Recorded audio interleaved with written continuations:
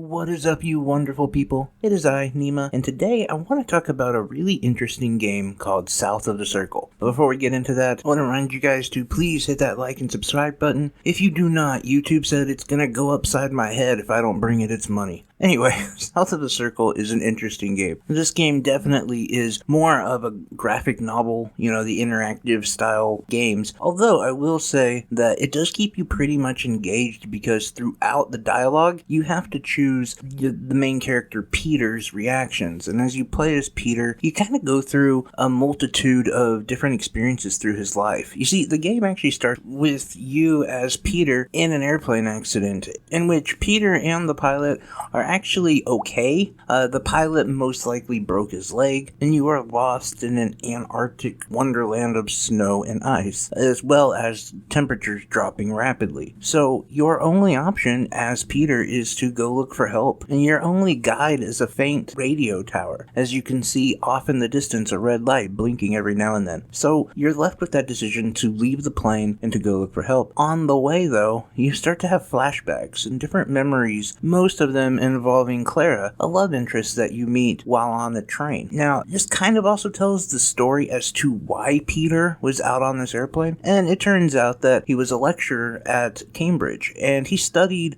cloud movements, which I know that sounds incredibly exciting, watching clouds move. And answers the important question why Clara was always busy washing her hair. Hey honey, would you like to come and hang out with me? No, I'm good. But no, it actually gets pretty cool because he discovered that there's radiation in these clouds. And he noticed that at certain areas there was more radiation than when they got up north. So he'd actually decided to follow the clouds back to where they came from to understand where this radiation actually came from as well. And in that turn, though, it was actually Clara that gave him the idea to change his topic into something of this nature. Because as you're going on with this, you are understanding that Peter and Clara alike are both having a lot of problems coming up with a dissertation that is acceptable by the Cambridge hierarchy. And she actually gets involved, and then there's a lot of difference between work Peter and relationship Peter and the things that he has to do. Decisions that have to be made, sacrifices that have to be made. And all of this in this kind of long timeline and events are all marred by one thing, and that is the threat of communism, the Cold War, McCarthyism, probably close to at its peak, where people were worried about average people working and being spies for the Soviet Union, and a young Ozzy Osbourne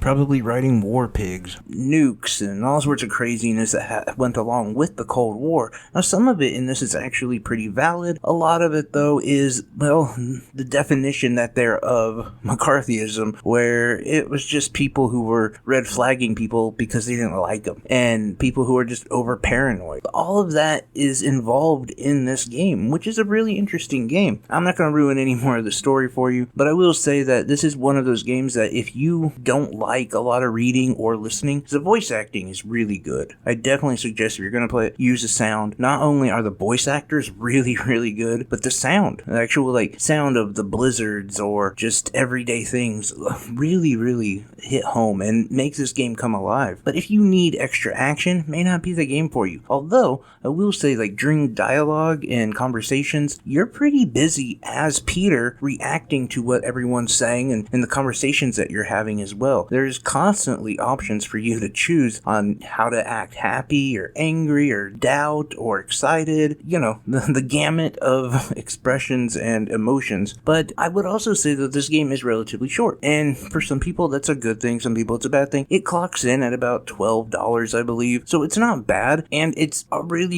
good game. They put a lot of work into it. You can definitely tell that. I've only had a couple small hiccups, and it wasn't even a big deal. But aside from that, I will also say the art style. That's another thing that's a personal preference, honestly, because it's very simplistic, but even in its simplicity, it's detailed. You can tell they specifically made it that way for you to focus in on what you're supposed to focus in on, while ultimately kind of just whitewashing everything in the background. And sometimes that works really well. Other times you can kind of see problems with it. Namely when they're out in a big open area, it doesn't look very good. But when they're focused on key elements of the story, it works really, really well. Ultimately, I would have to say that I enjoyed my time with this game. I'm on the borderline of saying like it's a great game. I would say it's definitely a really good game, and if you like the interactive visual novel style games, you're going to really appreciate it. But I will warn you that your decisions during the dialogue options, they make no difference. I kind of tried a couple times to go back and forth and to change things up, and it really made no difference at all. This story is just going from point A to point B, and you really have no impact on where the story ends. But a lot of these games are that way. They give you the idea that you're doing something, but you're really not, and that's pretty on par for a lot of these games, especially the graphic novel games. They know where they're going, and they know what story they want to tell. But I don't know, I think it's an interesting game. I like the way that they set a lot of things up, and the story itself and the voice acting is well worth your time. But anyway, that's my thoughts on South of the Circle. Let me know what you think. If you picked it up, if you heard of it, if you're a fan of graphic novel style games, let me know. I'd appreciate any and all comments down below. Take care, guys. I love you.